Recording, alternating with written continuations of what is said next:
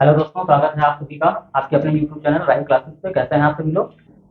आशा करते हैं आप सभी लोग बहुत अच्छे होंगे, मस्त होंगे और अपने एग्जाम की तैयारी बहुत अच्छे से कर रहे हैं। कल हमने क्लास नंबर 36 ली थी, जिसके आपने नोट्स बनाए होंगे और उनका जो है अच्छे से अभ्यास भी किया होगा।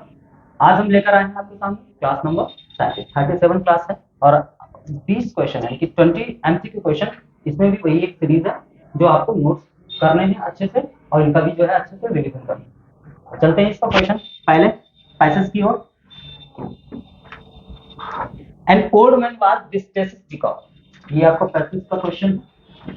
बूढ़ा व्यक्ति डिस्ट्रेसेस, वो परेशान था, क्यों? क्योंकि his sons quarreled sometimes with him, या his sons quarreled with their friends, या फिर his sons always quarreled with one another, या his sons did not quarrel। इसका जो अंतिम पैसेज आप देखेंगे, जो इसका पैसेज देखेंगे, उसमें जो है उस क्वेश्चन का जो आंसर होगा ऑप्शन नंबर सी हो जाएगा। इस क्वेश्चन का आंसर जो होगा वो ऑप्शन नंबर सी होगा। His sons always quarreled with one another, कि जो बूढ़ा व्यक्ति था उसकी जो संतानें थी वो ऑलवेज, वो हमेशा क्वारल, झगड़ा करते थे विद वन अनदर, एक दूसरे। नेक्स्ट क्वेश्चन देखेंगे। N old man was distressed, it means he was, बूढ़ा व्यक्ति परेशान था, उदास था। इसका अर्थ है कि वो खुश था या हेल्पफुल था या फिर एंग्री था या फिर सैड था। ऑप्शन नंबर इसका हो जाएगा डी। इसका जो आंसर होगा वो ऑप्शन नंबर डी होगा। नेक्स्ट क्वेश्चन देखेंगे।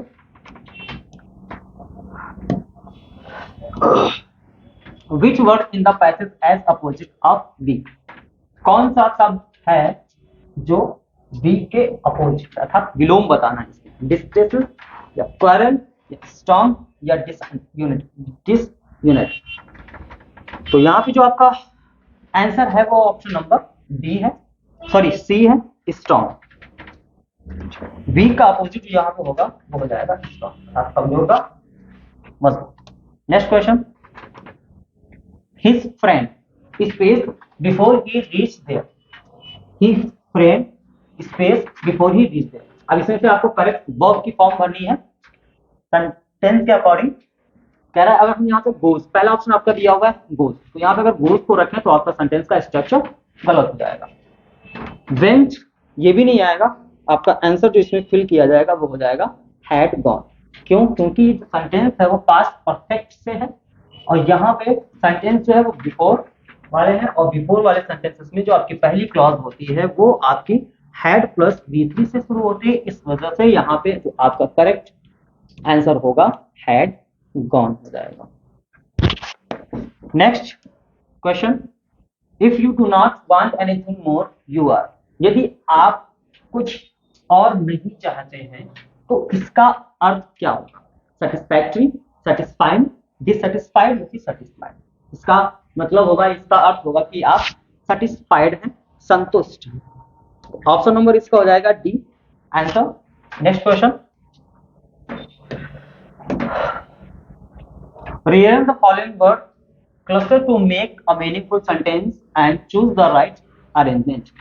यहाँ पे सेंटेंस दिया हुआ है, दिख रहा होगा, see lot of money of borrowed has them from. अब इसका जो है सही सेंटेंस बताना है। ऑप्शन नंबर ए देखेंगे, C has from them a money of lot borrow, लेकिन ये आपका आंसर नहीं हो सकता।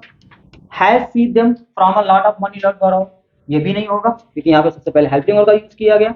उसके बाद देखेंगे borrowed has see a money, ये भी नहीं होगा क्योंकि इसमें पहले सबसे पहले वर्ब का यूज करा गया और ये आपका ऑप्शन नंबर डी है, सही है। C has borrowed a lot of money from them, मतलब सबसे पहले सब्जेक्ट दिया हुआ, उसके बाद हेल्पिंग वर्ब दिया हुआ, उसके बाद मेन वर्ब दिया हुआ है और उसके बाद other.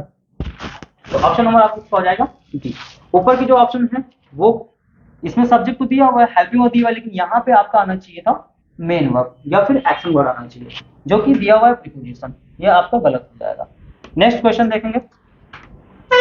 Which of the following word is misspelled. Misspelled की बात करेंगे तो फिर से वही आपका क्वेश्चन आ गया। स्पेलिंग सब सही है बट थोड़ा लिखने का तरीका अलग है। पहला ऑप्शन देखेंगे, यहाँ पे इंपॉर्टेंट दिया हुआ है, इंपॉर्टेंट, आपका ये भी सही है। स्पेलिंग के अकॉर्डिंग देखा जाए, मीन के अकॉर्डिंग देखा जाए तो ये सही है। बी ऑप्शन इंपॉर्टेंस, ये भी आपका सही है। सी देखा जाए तो इम्पॉसिबल, ये भी आपका सही है। लेकिन जो डी ऑप्शन दिया हुआ है इम्पैक्ट, इम्पैक्ट का मीन्स होता है प्रभाव, लेकिन यहाँ पे देखेंगे सारी अक्षर जो है आपके पहला जो लेटर है वो कैपिटल दिया हुआ है। इन तीनों में जो आपका पहला अक्षर जो दिया हुआ है वो कैपिटल दिया हुआ है, लेकिन जो आपका लास्ट ऑप्शन दिया हुआ है उसमें जो आई दिया हुआ है ये आपका स्मॉल लेटर से स्टार्ट है। इस वजह से आपका ये मिसप्लेस्ड हो जाएगा। तो ऑप्शन नंबर हो जाएगा डी, करेक्ट ऑप्शन हो जाएगा ऑप्शन नंबर डी। नेक्स्ट देखेंगे, fill in the gap with the suitable preposition fruits were distributed. Fruits were distributed, फलों को बांटा गया। दोस 5 बॉयज, यहाँ पे करेक्ट आपको करेक्ट प्रीपोजिशन भरना है। पहला ऑप्शन आपका दिया हुआ है इन बिटवीन, इनटू या अमंग। इन बिटवीन, इनटू या अमंग। अब जब किसी के बीच में, किसी के मध्य में किसी चीज को डिवाइड करने की बात आएगी, अलग अलग बांटने की बात आएगी, तो वहां पे आप जो है बिटवीन का यूज कर सकते हैं या फिर अमाउंट का यूज कर सकते हैं। लेकिन इनके लिए भी कुछ कंडीशंस होती हैं। बिटवीन आपका यूज जो किया जाता है वो दो व्यक्तियों, दो वस्तुओं या दो स्थानों के बीच के लिए किया जाता है। यहाँ पे दो 5 बॉयज दिया हुआ है, एक आपकी जो है निश्चित संख्या है, तो यहाँ पे आप भरेंगे अमाउंट। ऑप्शन नंबर डी इसका करेक्ट ऑप्शन हो जाएगा, ना कि ऑप्शन नंबर बी। ये आपके सारे ऑप्शन गलत हैं। सही कौन सा है? ऑप्शन नंबर डी, अमाउंट हो जाएगा। अगर यहाँ पे निश्चित संख्या ना होती, कोई अनिश्चित संख्या होती, तो हम यहाँ पे अमाउंट भी नहीं भरते। यहाँ पे फिल किया जाता अमाउंट। फिलहाल यहाँ पे निश्चित संख्या दी हुई है तो यहाँ पे अमाउंट फिल करेंगे। Next question, along with the rain began to fall, along with the rain space began to fall। यह आपका first chapter letter to God से लिया गया है। along with the rain, वर्षा के साथ साथ began to fall, क्या गिरने लगे थे? स्टोन्स या हेलस्टोन्स या फिर सिल्वर कॉइन्स या पेयर्स। स्टोन्स पत्थर गिरने लगे थे? नहीं। हेलस्टोन्स ओले पड़ने लगे थे वर्षा के साथ साथ में, तो ये आपका सही है। सिल्वर कॉइन्स ये भी आपका गलत है, और पेयर्स ये भी आपका गलत आंसर है। तो ऑप्शन नंबर इसका बी करेक्ट हो जाएगा। नेक्स्ट क्वेश्चन देखेंगे, द कॉर्नफील्ड बिलोंग टू, जो फसल की खेत में वो किससे संबंधित थी? अ postman, the postmaster, the small boys या फिर लैंचो।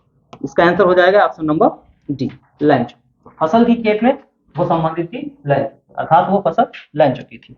Next question, Nelson Mandela became the first black space of south Africa. Nelson Mandela become the first black. अब नेल्सन मंडेला सर्वप्रथम अश्वेत लोगों के लिए क्या बने थे? प्राइम मिनिस्टर, प्रधानमंत्री बने थे, वाइस प्रेसिडेंट या फिर defence minister.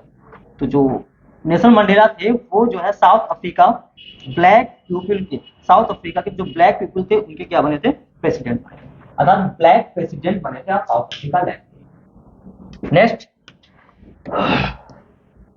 Mahseer large fish found in the fish water. ये भी ये जो क्वेश्चन आपका दिया हुआ है, ये क्वेश्चन दिया गया कुर्ग से। कुर्ग में एक नदी बहती है जिसका नाम है कावेरी। उसी नदी में, कावेरी नदी में आपकी जो लार्ज फिश महाशीर हैं वो प्राप्त की जाती है। तो इसमें आप भरेंगे Kaveri river. Mahseer is the large fish found in the fish water of Kaveri river. Next question देखेंगे,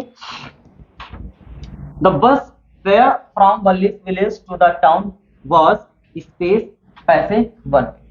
जो बस का किराया था फ्रॉम वल्ली विलेज, वल्ली के गांव से, टू द टाउन शहर की, वल्ली के गांव से शहर तक का जो बस का किराया था वो कितना था?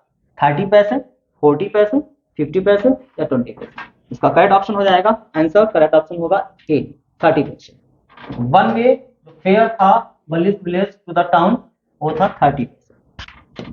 Next question, who is the speaker in the above line? Who is the speaker in the above line? उपरोक्त पंक्तियों में स्पीकर कौन है? ये क्वेश्चन नंबर आपका दिया हुआ है 14।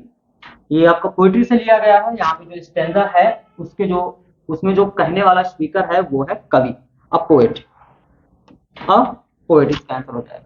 नेक्स्ट क्वेश्चन देखेंगे, in the speakers opinion the word will in ice fire, both ice and fire, neither ice या फिर नॉट फायर। इस स्टैंजा में जो स्पीकर की राय है कि विश्व का जो अंत होगा वो किस चीज से होगा? आइस से होगा या फायर से होगा या फिर both ice and fire. Option number इसका हो जाएगा C, both ice and fire, दोनों से विश्व का अंत हो सकता है according to right, according to poet. Next, Hari Singh did not know how to cook but told that he could cook because. Hari Singh नहीं जानता था, हरि सिंह पकाना नहीं जानता था, लेकिन उसने कहा कि ही कुड कुक, वो भोजन पका सकता है। क्यों? ऐसा क्यों कहा हरि सिंह ने? क्योंकि he wanted work and food, वो काम चाहता था और भोजन चाहता था, या फिर he wanted some place to sleep for a night, या फिर वो एक ऐसा स्थान चाहता था जहां पर वो रात को सो सके, या he wanted to train Anil as a cook, या फिर वो अनिल को एक कुक के रूप में ट्रेन करना चाहता था, या he wanted to learn cooking, या फिर वो खुद जो है कुकिंग सीखना चाहता था। ऑप्शन नंबर इसका डी हो जाएगा कि वो लर्न करना चाहता था क्या? कुकिंग। वैसे तो हरि सिंह एक नामी चोर था और वो चोरी के लिए फेमस था।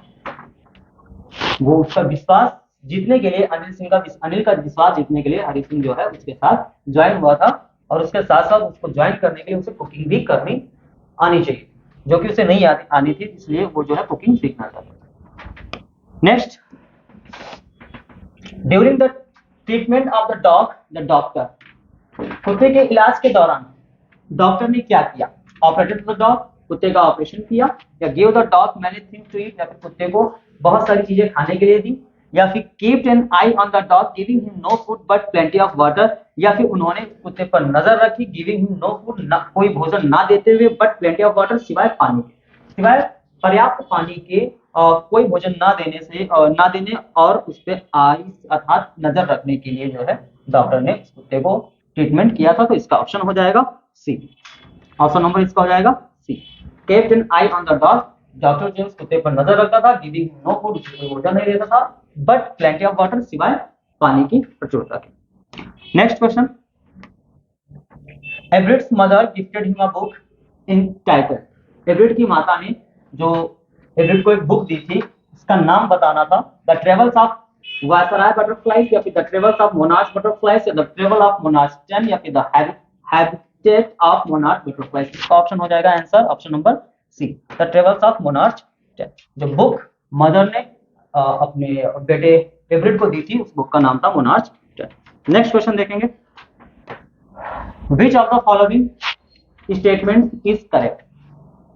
मटिल्डा से लिया गया ये क्वेश्चन है। Matilda borrowed a necklace of real diamonds but returned a necklace of artificial diamonds, या फिर Matilda borrowed a necklace of real diamonds and returned a necklace of real diamonds, या फिर Matilda borrowed a necklace of artificial diamonds and returned a necklace of artificial diamonds, या फिर Matilda borrowed a necklace of artificial diamonds and but returned a necklace of real diamonds। Option number इसका जो answer होगा D होगा। Option number D इसका correct answer होगा। क्यों? Matilda ने उधार लिया था नेकलेस, एक हार आर्टिफिशियल डायमंड्स का, और उसके बदले में उन्होंने वापस किया नेकलेस, एक ऐसा हार जो रियल डायमंड का था। मटिल्डा ने जो हार उधार लिया था अपनी मित्र मैडम से, तो वो था आर्टिफिशियल डायमंड्स का, लेकिन जब उनको रिटर्न किया तो उन्होंने तो वो रियल डायमंड का रिटर्न किया था, क्योंकि उनको उसके बारे में नहीं पता था। लास्ट क्वेश्चन इस सीरीज का है, नंबरदार रामलाल हैड 7 चिल्ड्रन। तो नंबरदार रामलाल थे, उनके 7 संतानें थी। उन संतानों में कितने डॉटर्स थे और कितने सन्स थे वो बताना है। पहला ऑप्शन है 2 सन्स एंड 5 डॉटर्स, उनके 2 पुत्र और 5 पुत्रियां थी, या फिर 5 सन्स एंड 2 डॉटर, 5 पुत्र और 2 पुत्रियां थी, या फिर 3 सन्स एंड 4 डॉटर्स, 3 पुत्र और 4 पुत्रियां थी, या फिर 4 सन्स एंड 3 डॉटर्स, या फिर 4 पुत्रियां 3 पुत्रियां थी। तो इसका ऑप्शन जो होगा आंसर ऑप्शन नंबर होगा सी, 3 पुत्र और 4 बेटियां थी रामलाल के। नेक्स्ट, ये आपकी हो चुकी है 20 एमसीक्यू की सीरीज। आशा करते हैं आप लोगों ने इनके भी नोट्स अच्छे से बना लिए होंगे। क्लास जो कि आपकी 37 थी, और नेक्स्ट क्लास आपको कल मिलेगी 38 क्लास। तो कहीं ना जाइए, वेट करिए, कल फिर मिलते हैं इसी समय पर। तब तक के लिए मस्त रहिए, स्वस्थ रहिए और पढ़ते रहिए। धन्यवाद।